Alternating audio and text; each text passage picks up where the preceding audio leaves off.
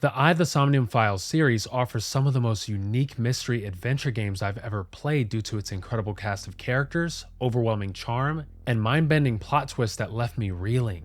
This is especially true in The Somnium Files Nirvana Initiative, and after playing and reviewing it back in 2022, I knew it was only a matter of time before I needed another fix of Kaname Date's antics. 3 years later, the announcement of No Sleep for Kaname Date from The Somnium Files was both extremely exciting and eyebrow-raising.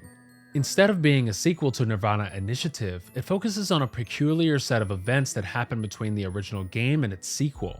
After playing No Sleep for Kaname Date, I can safely say this approach certainly worked, despite it not being the sequel I expected.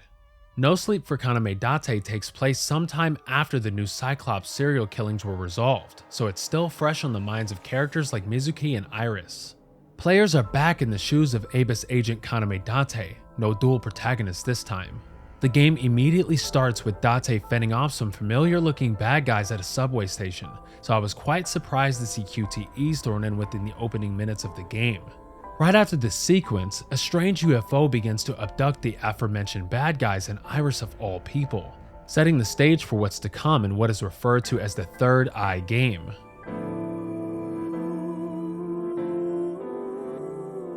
One thing that I appreciate about No Sleep for Kaname Date from The Somnium Files is that you get right into the narrative and a new gameplay experience right away.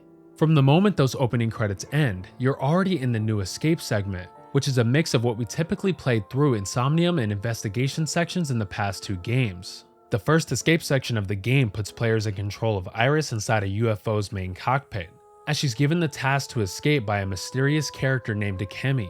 You'll be looking for clues, piecing them and physical objects together, solving puzzles, and after making sufficient progress, making big decisions within a brief time limit. You'll have the help of Aiba and Date as they're communicating with Iris through her strange bracelet. It's essentially the inverse of Somnium, where instead of being in a dreamscape, you're in control of Iris, or other characters, and receiving help from Abyss in their real world. I really enjoyed the escape segments as it harkens back to the Zero Escape games and makes you think outside the box.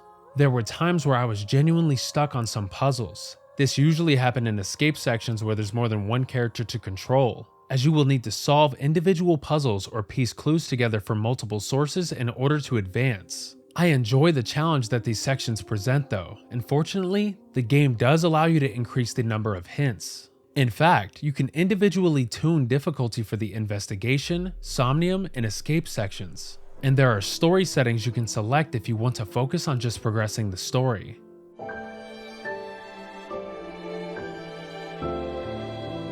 When it comes to the investigation and Somnium segments, No Sleep for Kaname Date is not reinventing the wheel here. You can expect to progress the game in exactly the same way you did in the previous entries, as you look for clues and talk to NPCs in the real world and then dive into a target's Somnium with the sync machine to uncover important truths. The Wink sync feature from Nirvana Initiative also makes its return, but Eyeballi and a few other features from the game aren't present. Once more, you'll have many points or items of interest while roaming the Somnium levels, which have a 6-minute time limit again. I thought the Somnium levels were really great in this game, although there is less of them overall to make room for the escape sections. The dreamlike Somnium levels bring some of the game's most intriguing mysteries and reveals. As a game set between the original game and Nirvana Initiative, it certainly plays it safe with its narrative and gameplay. Many characters make their return, with only a few omissions from Nirvana Initiative. In addition, the same humor and charm, along with the English and Japanese voice cast and direction that made the previous game so great, is here. What's more, you're also still getting many of the tracks that composer Keisuke Ito made for the previous games, while being treated to some great new tunes every now and then. For the most part, this game simply offers more The Somnium Files to you, and it's consistent from start to finish. I really don't have complaints other than the stakes not feeling as high, since I already know what Nirvana Initiative brought to the table. That being said, I definitely appreciate what this game offers, as it feels like a celebration of the series. There are plenty of wacky and humorous endings to chase after, and the narrative can be quite thought-provoking, as there is a clear message that the game's story delivers as the mysteries and revelations unfold. It will take you roughly 20 hours or so to complete the main story, but I can definitely see that increasing to 30 or 35 hours if you want to do absolutely everything the game offers. A notable feature of No Sleep for Kaname Date is the evaluation system, which levels up as you unlock more achievements and progress the story. Doing so will net you more eyeballs, which can be used to unlock content in the bonus menu. The extra content ranges from concept art to additional side stories, which are voiced and play out similarly to a text adventure or visual novel. I honestly didn't engage with the evaluation menu or the bonus content until I had finished the main story, and I'm glad I waited considering you do need to go back and replay sections or reach different endings in order to unlock more extras.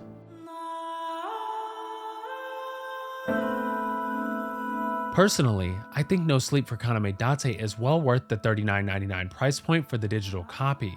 You'll have to pay an extra $10 for the physical release, however. It's worth noting that the Nintendo Switch 2 version is a game keycard title, so the data is not loaded directly on the game cart. I spent time in the Nintendo Switch version for this review, and if you are into physical collecting, this may be the version to go for since the game is entirely on the Switch game card. However, there is no upgrade path for this game from Switch 1 to Switch 2. The Nintendo Switch 2 version offers reduced load times with clearer and more improved visuals. Moreover, the game offers mouse controls, so anyone wanting a point-and-click style experience with No Sleep for Kaname Date can certainly go for that. The Switch and Switch 2 versions also have touchscreen controls, which mainly works on the UI and menus. No Sleep for Kaname Date from the SOMNIUM Files is a great game that I describe as the fan disc of the series. The game builds on top of what this unique franchise has already given us, including new characters, the aforementioned escape section, and some intriguing bonus content. Out of the three games, I'd say No Sleep for Kaname Date's narrative doesn't hit as hard as the originals or Nirvana Initiatives, but that was certainly intentional. No Sleep for Kaname Date focuses on exploring within the existing timeline, but it does give fans a good reason to revisit some of their favorite characters while filling in the gaps that led to Nirvana Initiative.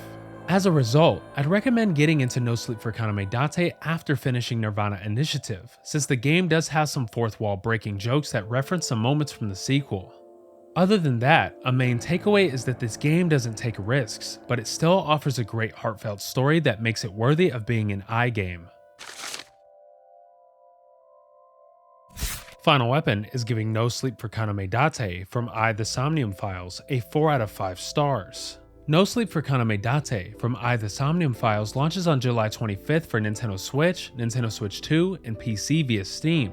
Spike Chunsoft provided a Nintendo Switch copy of No Sleep for Kaname Date from the SOMNIUM Files for review purposes.